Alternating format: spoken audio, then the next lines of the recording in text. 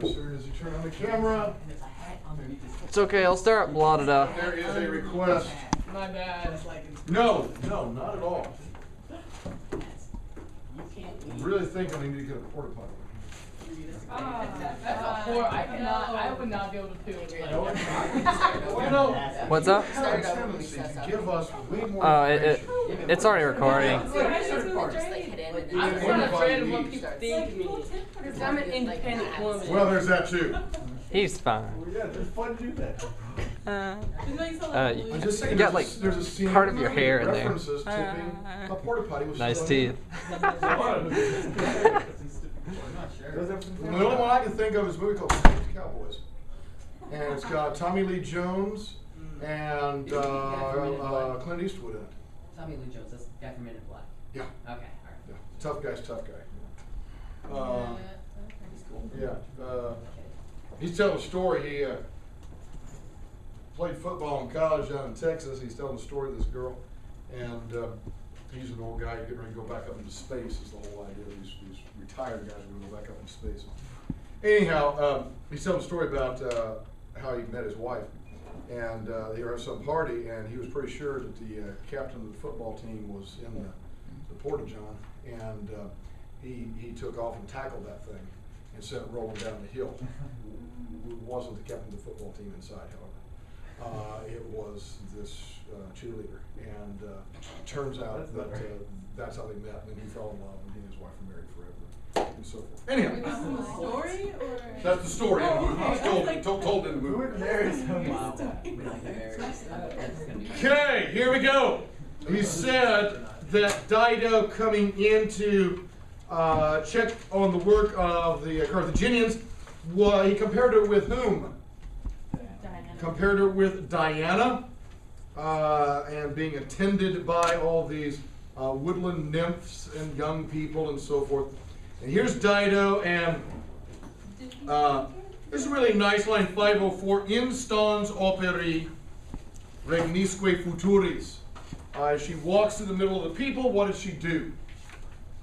She would encourage. Instans operi, 504, from yesterday. Oh, she presses on. She instans operi. No, she encourages the work. Yes, she presses on their work. Now, insto, I think press on is probably your best definition, most common definition for insto. Here it definitely is in the sense of urging, right? So she's pressing on, basically getting them to keep working. In that sense of urging. Operi is a dative there, as is the word regnis. Datives following insto, because insto is a compound verb. Combination of sto and in. And so she's encouraging this work and the future kingdoms. Okay? Tum fortibus divae meriat studine temple, saepta armis, solio qualte subnixa resedit. Then, near the fortibus divae,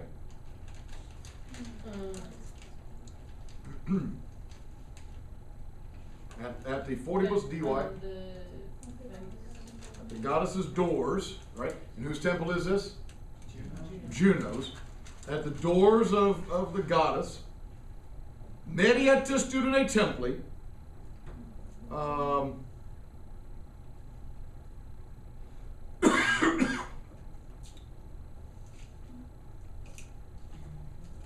wait that. In the middle of the Testudine Templi, Temple's dome. in the middle of the temple's dome, she, Saepta armis,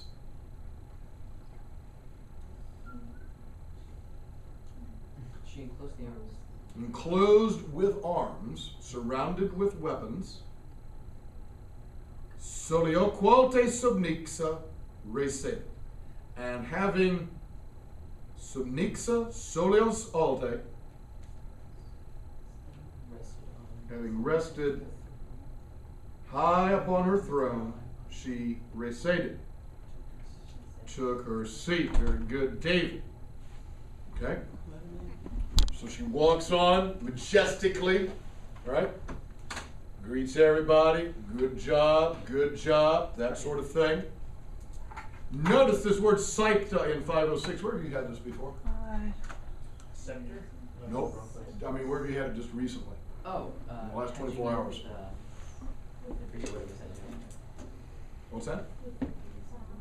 Not the bees. Cyprus nebula, hedged in by a cloud, right? Yes. I would like to inform you that I just said that. Okay. Why do you never I didn't hear. heard When I she have said- time, I'm gonna go back and check the video and see if the video picked that up at all. Now, my hunch is the video didn't pick that up either. Well, you got two shots, kid. Switch places with John, or get a megaphone. Well, you got a few other shots. I mean, you could, I'll give you a mouthpiece. I'll like listen in. You could do that. You could get one of those little things that from New Year's, you blow and it goes every time you want to say something. But here's the deal. Time's running out on us, Caitlin. You're 4 years into Latin and you're about to graduate a few months from now. So we've got to get this thing working. You're a junior. Oh, we got more time. Me, Brendan, and Lou is the only senior. Good. Then I can ignore you for the rest of the year and we still got more time. Okay. Very good. There it is. You know that's on tape, right? That's his point. Saw a picture on Facebook of a bunny rabbit and somebody giving bunny ears to the bunny rabbit. I think that wouldn't work. Your fingers get blocked. I think that was a joke. Well, the ears aren't usually good. Yeah, the ears were, Oh, okay, the they're bunny's ears were floppy. floppy Okay. down and She's like, I somebody was feel giving like- bunny ears too. That's funny. Can you guys start translating yet? Yes. Folks, look at the difference. He is surrounded by a cloud, she's surrounded by weapons. Okay, just an interesting little contrast, I suppose. Yuradaba legesque wiris. And now that she's taken up her seat on this throne in the middle of the temple, what was she doing? She's letting Justice. She's giving out Yura and leges, justice and laws to the wiris, to the men. I would draw attention to the fact that he doesn't say hominibus here. He does say wiris, So it's like actually men. actual males. He's not just giving laws to the people. But once again, Dux Femina Facti, right? The leader of all of this enterprise is a woman, and it is pretty striking. Here she is the one giving out the laws to the males of her society, who presumably are then going to implement them and be the other officials. But, she is the one in charge. Operumque laborem partibus aequabat justis, aut sorte traheba. And what else was she doing? And she was sharing, She was what? What's aequabat? She was equalizing, making the laborem of the operum equal. making the labor of people. Mm. I mean, All right, now we're getting sloppy here. All right, I'm getting lots of. Okay, first off, you guys are ready for graduate school. Okay, you're ready for graduate school. But have I told you about graduate school translations before? Okay. You'll find people who will be taking, when you go out to college and you're going to take some Latin class, whether you major in it or not, you're going to take some Latin class in college just because you will. And you may find yourself in class with some graduate students, right? So you go 4 years for what we call your undergraduate degree. That's your bachelor's degree, Bachelor of Arts or Bachelor of Science. And then you'll have graduate students, people who are pursuing a master's degree or a PhD or something like that. And these people will sometimes take Latin. Maybe they're doing an art history or just a history degree or a philosophy PhD or something. And so they start their Latin late in life. They started in college. Now here you are, an undergrad, fresh out of high school, maybe a freshman or sophomore in college, and you're in class with a graduate student who's considerably older than you. And the temptation will be to believe that this PhD student is much smarter than you are. Not so. Not so. These folks have perfected the art of, because we're on tape, we'll make sure it's all clean here, of bull hockey. Yes, everybody say down in Texas way. All right, they can sling that bull hockey. Absolutely. And I've heard this countless times. They have a vague idea of what some of the words are, and they basically throw out every possible definition in the hope that somewhere in this scattergun approach is the translation. So for example, line 505. Then next at the following time, near the gates, doors, openings, entrance of the divine one, goddess maybe, deity, under, beneath the kind of the middle of the the arch covering vault perhaps of this holy place, temple, sort of shrine. She can go, good Lord, somewhere in there is the translation, right? Let's not do that. Okay, I'm hearing that. You say, but just now I was hearing lots of little stabs in the dark at various vocabularies, and we got to be more precise, okay? Here is the deal. Labor, laboris, and opus operis. They can be translated by the same word in English, but they're not really synonyms. They can both be translated by what one word? Work. However, labor is usually associated more with the physical labor, and so really let the derivative help you there. It's more the physical work, the labor of the thing.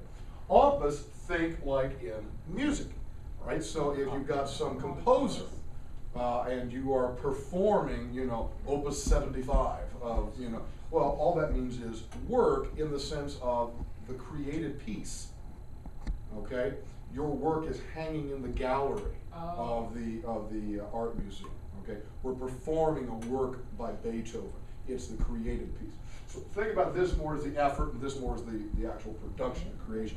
So she equalized, right? She aequabat the laborem of the operum, the labor of the works.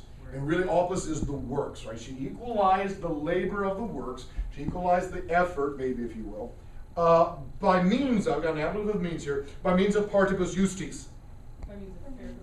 By means of fair portions, all right? So no one laborer, no one craftsman had to do it all, but she made it all nice and equal. Or, another way she did it, sorte trahebat. Or she assigned it by lot. In other words, true straws, okay, who gets to plaster the ceiling? Draw some names here. And there it is. But again, made it all nice and equal. Cum subito Aeneas concursu accedera magno anthea sergestumque videt fortemque cloanthum tucrorum qualios ater quos aequora turbo dispulere peritus qualias avexerat oras. When suddenly Seymour, okay. Anybody? Thank you. You? Yes? What? We saw that at Fort Theater. What's the guess? It's with the talking planet. Yes. BBC More. Audrey? Rocky Horror Picture Show. No, not Rocky Horror Shop of Picture. Horrors. Little Shop of Horrors. Yeah. You knew horror was in there somewhere, yes. Little Shop of Horrors. Little Shop of Horrors. Phoebe Seymour, exactly. Suddenly Seymour. Cum subito Aeneas. Now, if you didn't know otherwise, and of course you all have prepared this, and so you know very well what's about to happen in the next few lines. I realize this is unfair to ask this question of people who are so diligently prepared for class, but imagine for a moment that you were, well, as other people are, slackers, and you were not prepared for class today. Try to put yourself in their position. Here's Dido, she's out here, she's giving law, she's doing all this stuff, and the next line says, Cum subito Aeneas, what would you expect if you didn't know He's full gonna well? do something bad. You would expect he's going to do something bad. What else would people expect? He's coming in, he's going to make his entrance perhaps. Something like that. They're going to realize something's up. That's not what happens. Where's the verb that goes with Aeneas? Videt. He's still in the cloud. When suddenly Aeneas sees. You would expect it to be, burst out and, says, I am Beowulf or whatever. But, what's that? No one finds the cloud in front of the temple. Okay, well, that's what we said before. Apparently not. Look. I gave her look. He did the best he could. Right? He didn't know about the Klingon cloaking device. That's what I said. So, okay. When suddenly Aeneas sees, and now we've got a bunch of people, Acadera concursu magna, approaching in a magno concursu, in a large crowd. This is this big gathering coming towards Dido, and lo and behold, who is it? It's Antheus, Sergestus, and Fortem Cloanthum. Brave Cloanthus. And of course you remember, you always are translating names always into what case form? Nominative, right? Just so when you translate it, use the nominative form. He sees Antheus, Sergestus, and brave Cloanthus, and alios to Crorum, others of the Trojans. Yes. Is line 510 Anthea, Sergestum, we did Fortune, Cloanthum. Is that Chiasmus or Hymendaeus? Because it's like you have, yeah, because you have the quay and like the weeded separates the. I didn't think it was, but like I just noticed two quays and it seemed like. It really isn't. In that instance, it's just like a couple of F's. Okay. He sees this guy and this guy, oh, and this guy over here. Okay. Yeah, that's it. But now wait a minute. Isn't it strikingly odd that Aeneas up on a hill in a cloud sees, or now he's down in the midst of there, but he sees Trojans walking forward. Who are these guys? Caitlin. The ones that were lost. The ones that were lost. The Lost Boys. Okay? The Lost Boys from Peter Pan. There they are. They have actually, they're not dead. These guys, he thought, remember, he's out there looking, scanning, right? Prospicate. Mari's looking out over the sea before, trying to see if he saw any of these guys. They're here. Oh, so these are the ones during that whole the wind thing release? Yeah. And so they got blown off course, and when Aeneas and his 7 ships finally managed to make shore, they looked around, well, where are the other guys? Well, the other guys have landed somewhere else and have already made it to this city. So Aeneas is going to be overjoyed to see these guys. He sees others of the Trojans. Ater quos aequere turbo dispulerat. Men quos, whom the Ater turbo. The what kind of storm? The Ater storm. The black storm had dispulerat aequore. Scattered over the sea. And scattered from the sea. Now, pay attention to your grammar here. Aequore. What case is aequore? Ablative. And if you've got to guess a place relationship for an ablative, you can guess place from, says Paul, very good. If you have an accusative word, you would guess place to which, right? So random accusative place, toward, random ablative place, from. The black storm had cast these guys out from the sea. And penitus alias awexerat oras, and had awexerat them, and had carried them penitus, deeply alias oras, to other shores. And what case is alias oras? Accusative, and just as we said, there's your accusative of place to which. Had cast them out from the sea, dispulera aequora, and had carried them awexerat, accusative place to which, alias oras. Now, notice what tense for dispulerat and awexerat. Somebody give us a tense here, please. Okay, wow. See, here's the problem.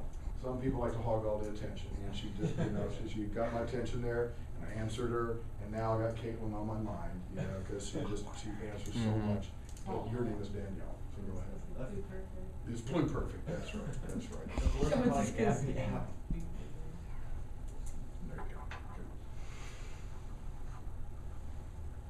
go. Abstipuit simil ipse, simil percussus acates. Now, who's ipse? He himself. Who's the he himself? Aeneas. Aeneas, right? Himself, the Aeneas. He himself, at the same time, simul, abstipuit. Abstipuit is simply a compound from stupeo. He stood agape again. You know, one of those things. And at the same time, Achates was percussus. He was struck. Percutio is to strike. He was struck. Wow, with both Laetitia and Metu. With both joy and fear. Why? Well, Avidi conjungere dextras ardebant. Says these guys, these other Trojans, they avidi ardebant conjungere dextras. They were greedy? Greedily, right? Avid. They were avid. They were just very enthusiastically. They are debant. Yeah, eagerly works. I think eagerly is nice. They eagerly are debant. We've had ardeo before. Burned. So they were passionate to conjungere vestra, to conjungere dextras, to join right hands. Joining of right hands, right? Dexter is right hand, that's good. Sinister is left hand, and that's bad, right? To join right hands is the symbol of friendship. You clasp one of the forearms, you shake hands, and that's a symbol of friendship. Now, the guys, Achates and Aeneas, are on the one hand, they're excited because these are their lost men, but they don't really know who Dido is. I mean, other than what they got from Venus. I mean, this is a foreign place, and suddenly you see your people. Hey, Queen, how you doing? You know, and it's real friendly and whatnot. And they go, wait a minute, what's going on here? Is there some betrayal going on here? Have these guys already cut some other kind of a deal? I mean, they just don't know. And so Achates in particular is struck, you know, with a double emotion. Not really sure what to say about this. But indeed, res animos incognita turbat. Yeah, this incognita thing. This unknown thing, this unknown situation, turbat their animos. Disturbs their spirits, disturbs their minds, like scratching their head. What? You know, yeah.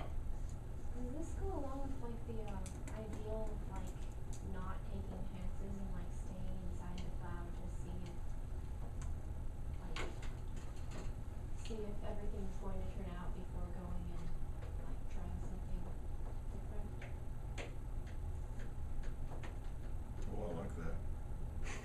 I like that.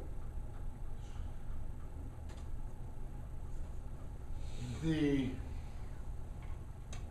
think it was in one of those articles you read at the beginning of the year, I think, where someone was comparing Aeneas with Achilles. And I certainly, in fact, I just was making this comment with a friend yesterday.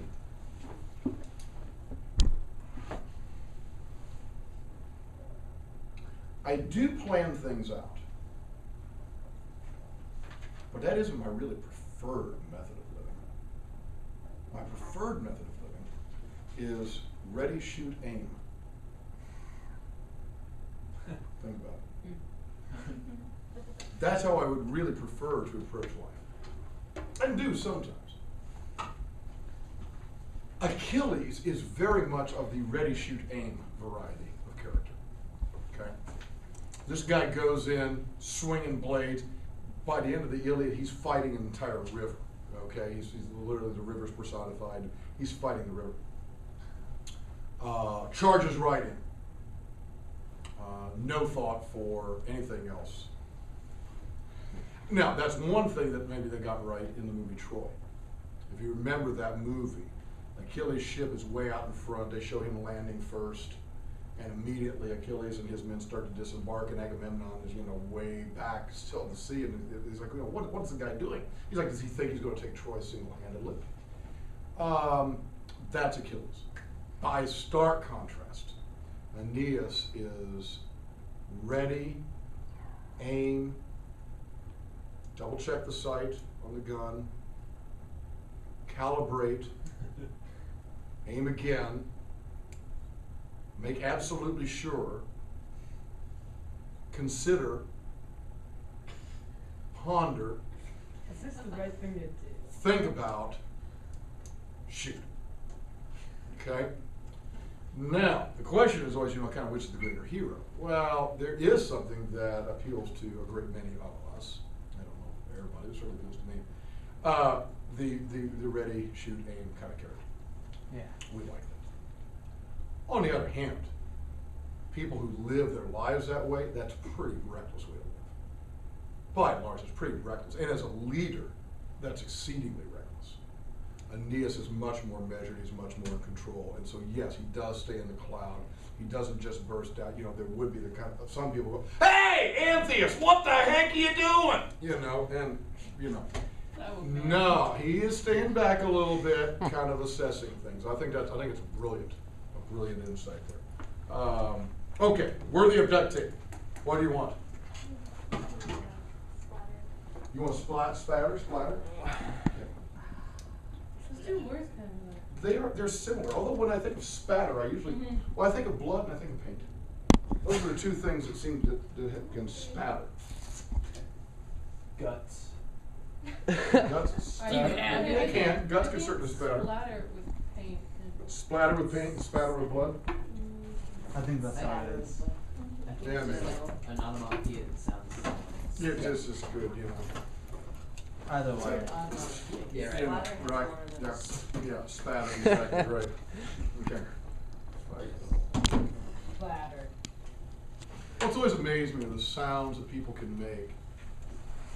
That, for example, any little kid, well, any of us really, can make the sound of a laser gun. All right, we've all seen Star Wars. Yeah. Now here's the thing. Take Virgil for example. His mouth, his anatomy was the same as ours. He could have made that same sound, and maybe even did. Would have had no idea what sound he was making. Now, what makes me wonder, what sounds do you and I make now? The sounds of inventions yet to be made.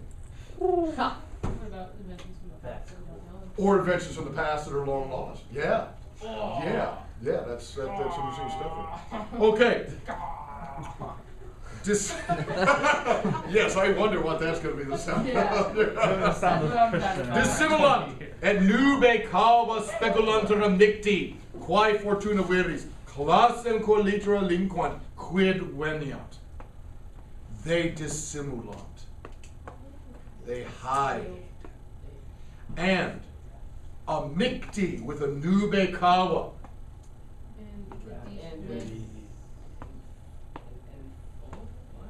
Amicti? Not friends, not amici, amicti. Wrapped up in a nube calva. What kind of cloud? A hollow cloud. All right, so we got this kind of hollow cloud around them. They speculanter. They watch. Now, what is it they watch? They watch quae fortuna implied sit viris. Sit is implied here, I would say.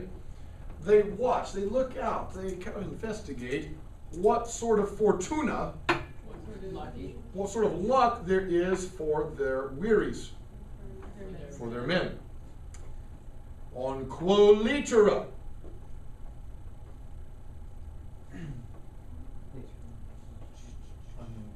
On which shore they linquant their classem. They leave their fleet. Quid here is really a cor. Why they veniant. Why they are coming here. Now, big time. Tense and mood of the implied verb sit, linquant, and veniant. Tense and mood. Present subjunctive, says Rachel. Next question. Why? Why do we need a subjunctive here? Because it's a quiet club. Yeah, so let's get specific, yeah? They're indirect questions. They are speculating, speculanter, right? They're speculating, looking out. They're wondering what sort of fortune there is. Socrates is saying to Aeneas, what sort of fortune do you think there is for our men? You know, that's the direct question. And the indirect question is they are looking out or wondering what sort of fortune there is.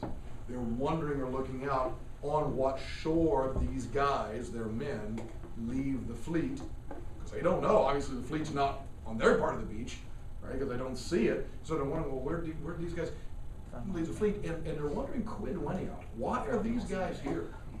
Why are these guys making all friendly with the queen here? Right? They want to know. Cunctis nam lecti navibus ebant orantes veniam, et templum clamore petebant. For even now, it says, men having been elected or chosen from cunctis navibus, from every ship, were ebant.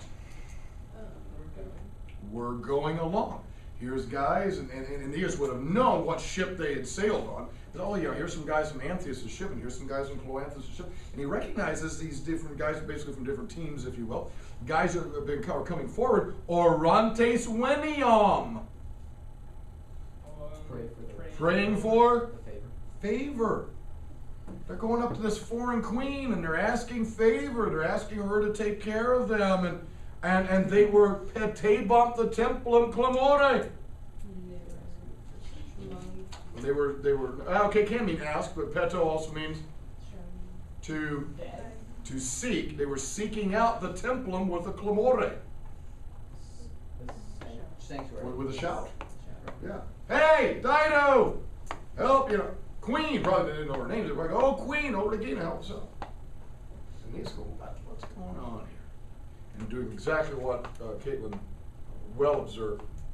All right. We're going to talk a little bit, got a little bit of time, I want to talk about a little bit more about the article there. In all seriousness, that was a little rocky, right? Translation was in Scopolis, right? It was on the rocks, right? He never showed up. Oh, he did. He said he came in here. He said he's coming in here. Oh, okay. Like he went to the bathroom and everything. Okay, well, don't talk anymore about it. We're still on camera, but okay. Fine. I'll start calling man out. But anyhow, yeah, let's be a little more precise with the vocabulary. You guys are too good. Let's be real sharp on that. Okay, so, article. Talk to me some more things, annotations, things that you noted, observed. Rachel.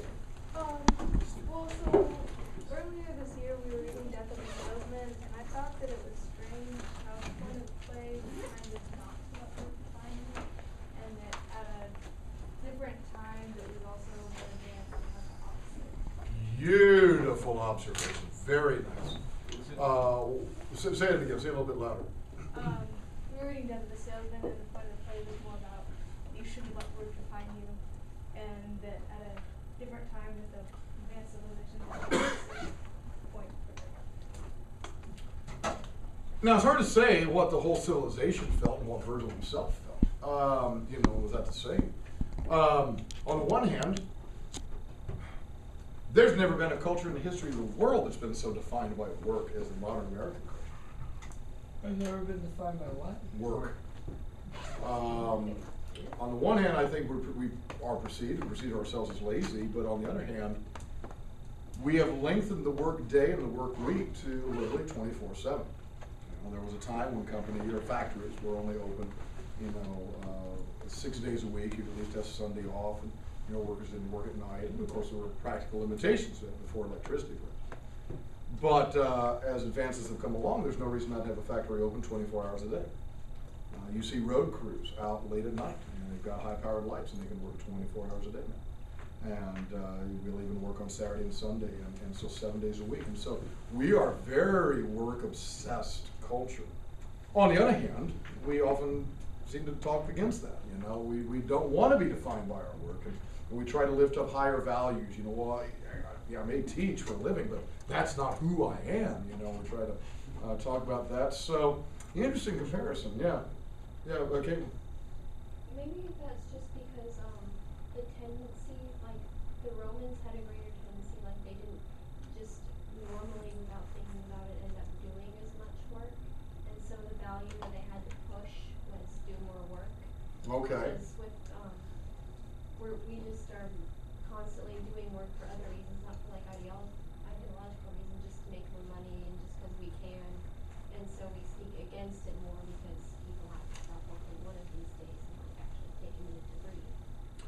that's true. Yeah, maybe there's more of a connection with why you're working in the ancient world. Sometimes I'm not sure we do know why we're working. And even if it's for money, what is that? Near as I can tell, it's numbers on a piece of paper. I mean, Washington Township has never Sounds sat like my down a math homework. sack of coins My math homework and said, would here's be a your lot of pay. money.